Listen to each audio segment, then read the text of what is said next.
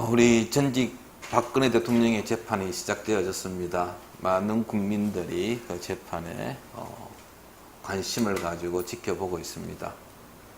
그래서 그런지 몰라도요, 요즘 그 TV에서 방영되어지는 드라마에 보면은 이 재판하는 장면이 참 많이 나옵니다. 그것도 이제 하나의 이제 트렌드가 되지 않겠나 싶은 생각도 해봅니다. 재판하면은 우리하고 좀 거리가 멀고 좀 뭐라 그럴까요? 좀 겁이 난다 그럴까요? 예. 그랬는데 워낙 재판하는 장면을 많이 보다 보니까 이제는 재판하는 장면들이 익숙해져 가지고 재판 저렇게 하는 거구나 하고 좀 뭐라 그래요? 심적인 부담감이 없어졌다고 할까요? 좀 그렇습니다. 오늘 성경에 보면은 여러분 최초의 재판 이야기가 있습니다. 바로 창세기 3장 이야기죠. 하나님이 재판관이시고 피고인으로 아담과 하와가 등장합니다. 하나님이 아담에게 질문합니다. 내가 먹지 말라고 한 나무 열매를 내가 먹었느냐? 이 질문에 대하여 아담이 답하기를 이렇게 합니다. 예, 제가 먹었습니다. 그런데 하나님께서 저에게 짝지어 주신 여자가 그 열매를 주기에 제가 먹었습니다. 그래서 하나님께서 하와에게 질문합니다. 하와야, 너는 어찌하여 그 열매를 먹고 아담에게 주었느냐? 하와가 이렇게 대답하죠. 뱀이 저를 꿰어서 제가 먹었습니다. 하나님께서 선악을 알게 하는 나무 열매 먹은 것에 대해서 책임을 추궁하였을 때에 아담이나 하와가 보인 반응은 자신의 잘못을 인정하기보다는 변명하는 것이었습니다. 아담은 하와에게 책임을 전가시키고 하와는 뱀에게 책임을 넘겨줍니다. 자신의 잘못을 깨닫고 하나님 앞에 하나님, 제가 하나님의 말씀을 어겼습니다. 정말 죄송합니다. 미안합니다. 제가 죽을 죄를 지었습니다. 저를 용서해 주십시오. 라고 했으면은 어떻게 들렸는지는 알 수 없었겠지만은 하여튼 그들은 자신의 죄를 인정하기보다는 다른 사람에게 전가했다라는 것이죠. 특별히 아담이 한 이야기를 보면은 마치 그 죄의 일부로 잘못을 하나님께 지금 넘겨지는 것처럼 말합니다. 하나님께서 짝지어 주신 여자가, 그래서 하나님께서 저에게 짝을 지어주지 않았다고 한다면, 여자를 만들지 않았다고 한다면 저는 선악을 알게 한 열매를 먹지 않았을 것입니다 하는 그런 뉘앙스를 풍기는 답을 했다는 것을 보면은 참 얼마나 우리 인간이 연약한 존재인지 알 수 있기도 합니다.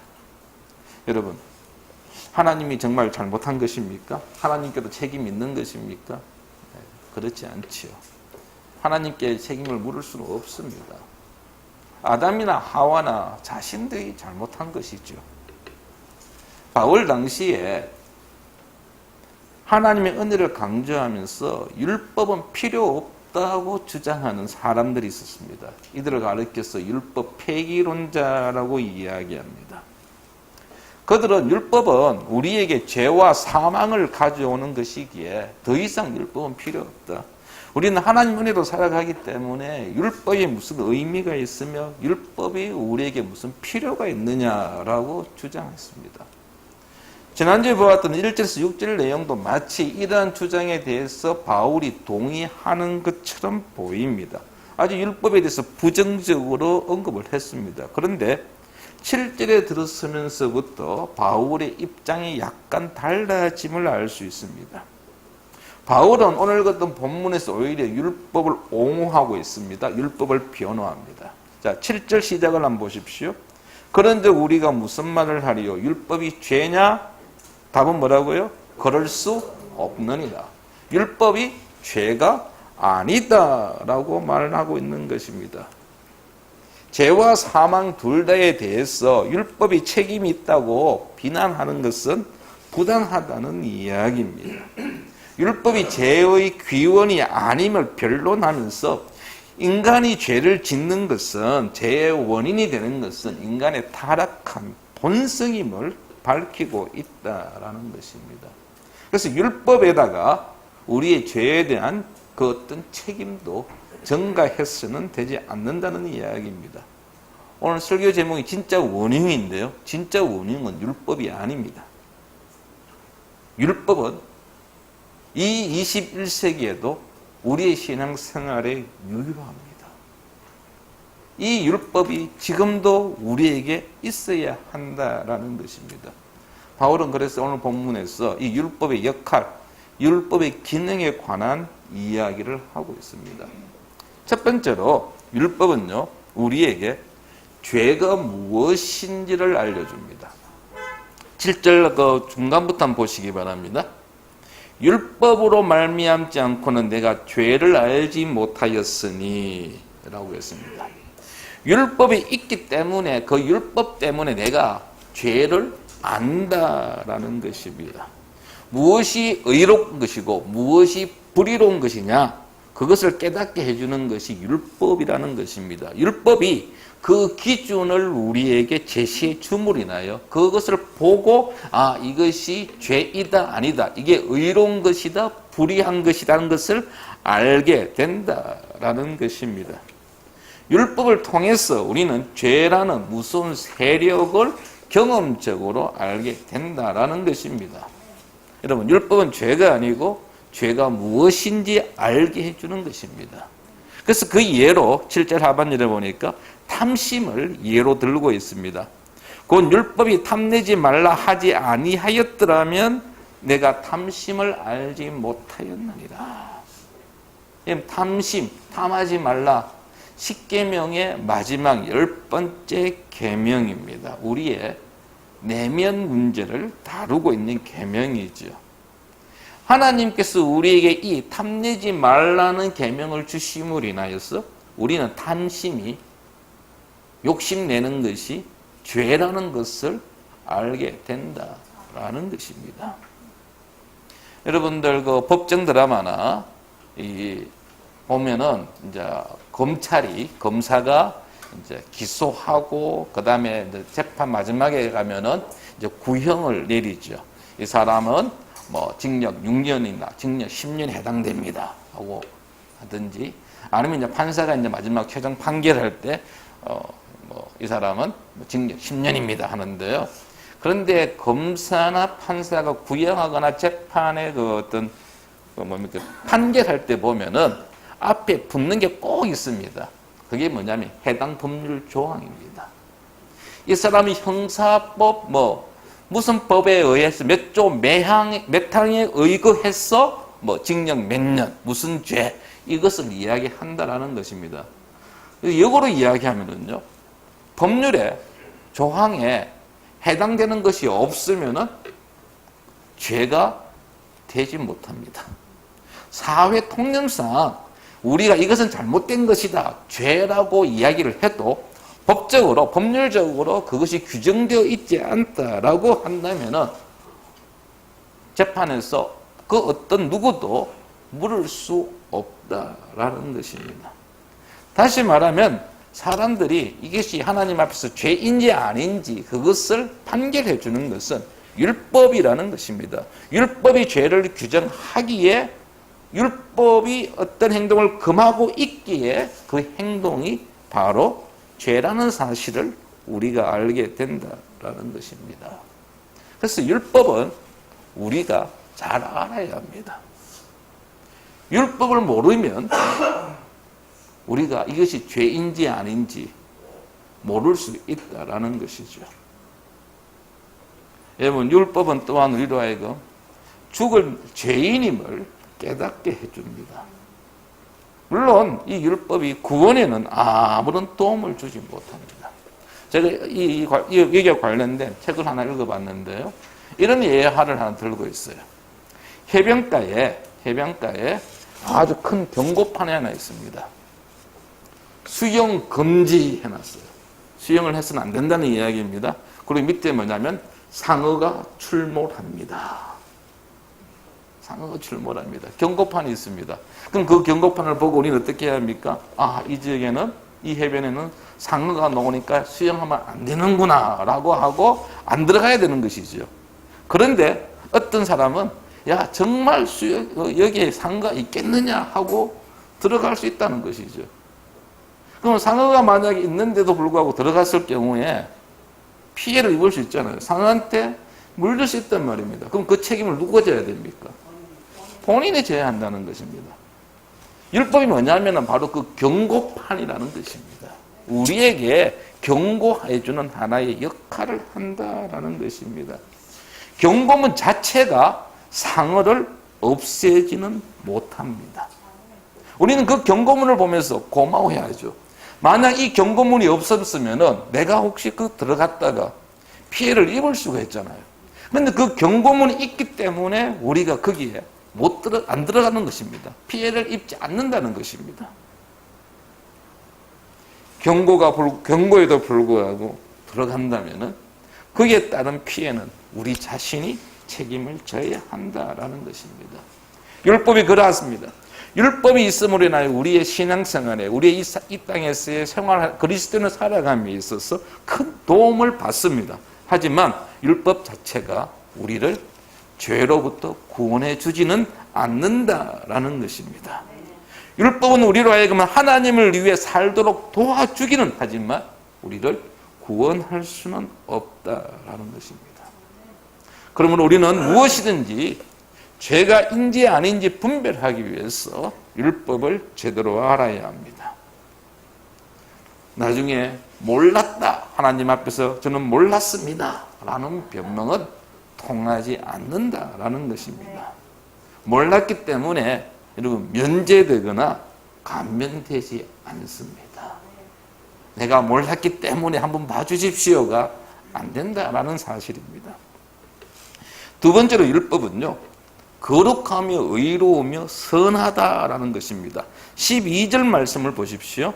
12절에 보시면은 이로보건대 율법은 거룩하고 계명도 거룩하고 의로우며 선하도다라고 했습니다. 율법이 나오고 계명이 나오는데 율법이나 계명이나 같은 것입니다. 율법을 가리켜서 거룩하고 의롭고 선하다라고 이야기합니다. 율법이 거룩한 것은 거룩하신 하나님께서 그 율법을 통하여 하나님의 뜻과 하나님의 성품을 보여주시기 때문입니다. 그리고 그 율법은 하나님의 의로운 요구가 무엇인지를 우리에게 보여줍니다. 율법은 또한 우리 인간을 향한 하나님의 선한 의도를 표현한 것이기 때문에 선한 것이라고 말할 수 있습니다.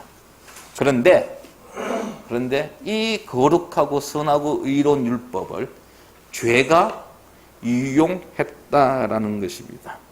자, 8절에 한번 보시면은 죄가 기회를 타서 계명으로 말미암아 내 속에서 온갖 탐심을 이루었나니 라고 되어 있습니다. 이것은 말미암다는 이야기는 통하여라는 단어입니다.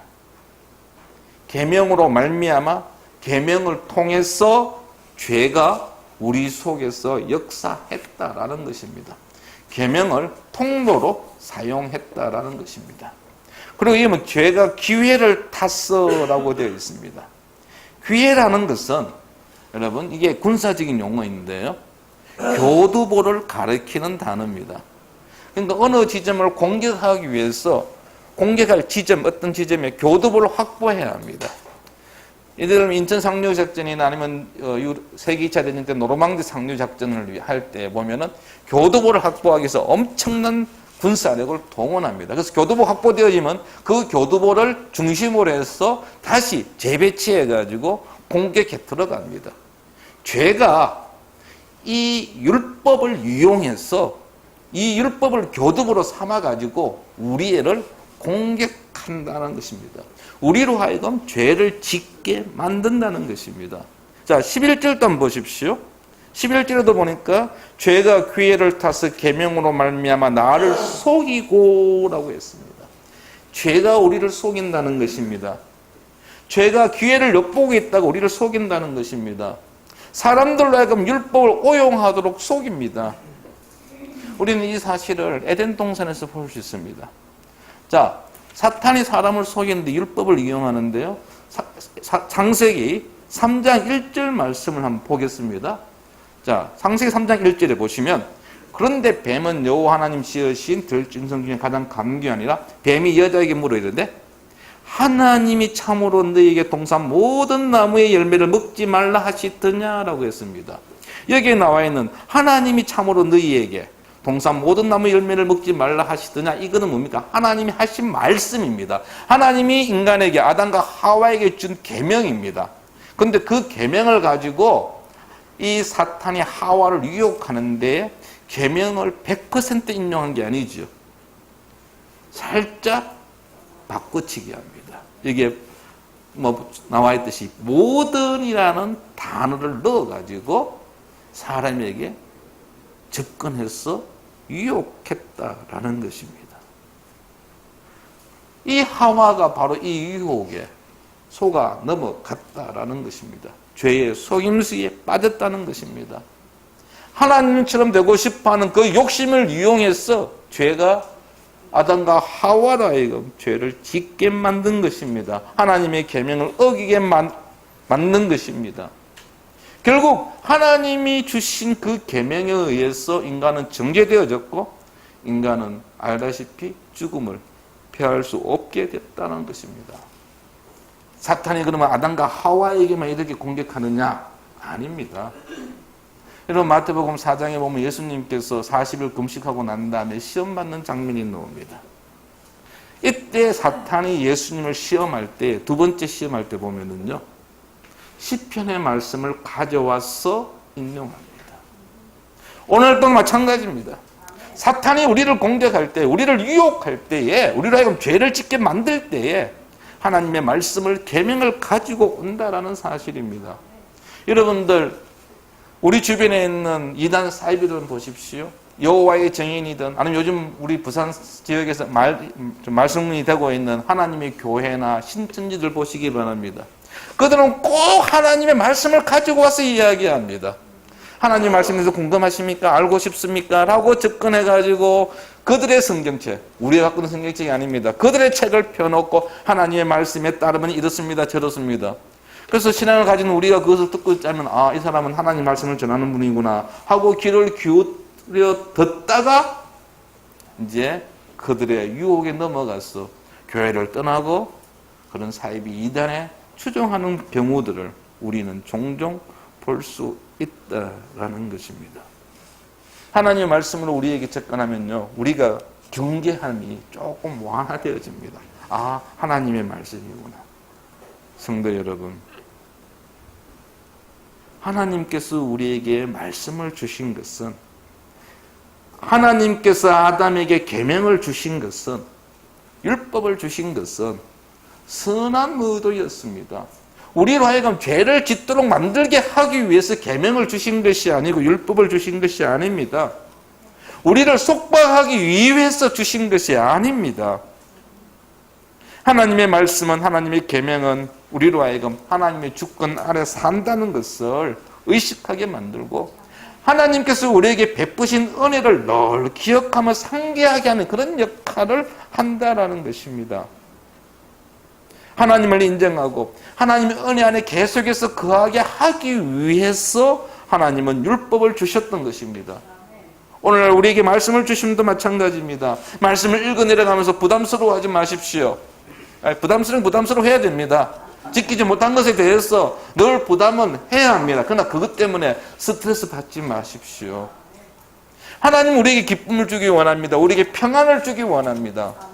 그런데 우리가 말씀을 읽어내려가면서, 아, 나하고는 너무 거리가 멀다. 내가 이거 어떻게 지키노? 여러분, 미리 포기하지 마십시오. 얼마든지 감당할 수 있습니다. 하나님 안에서 풍성한 은혜를 누리기 위함임을 기억하시기 바랍니다.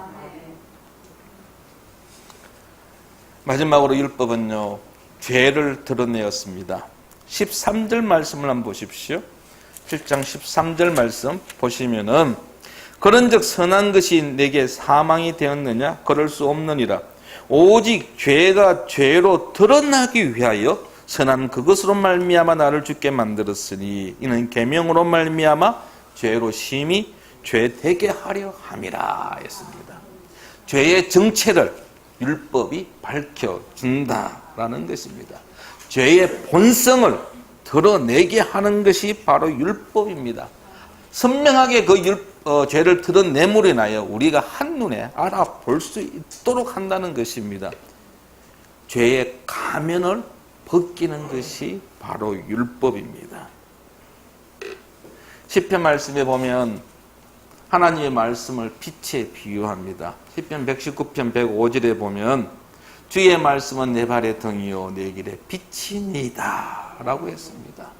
여러분 캄캄한 마음에는 앞에 아무것도 안 보입니다. 그래서 이것이 무엇인지 알지 못합니다. 이것이 나에게 유익한 것인지 해로운 것인지 우리는 모릅니다. 이게 진짜인지 가짜인지 우리는 분별할 수가 없습니다. 그러나 밝은 빛이 비추어진 곳에 오게 되면 그 어두운 곳에 빛이 비추어지면 모든 것이 다 드러난다는 것입니다.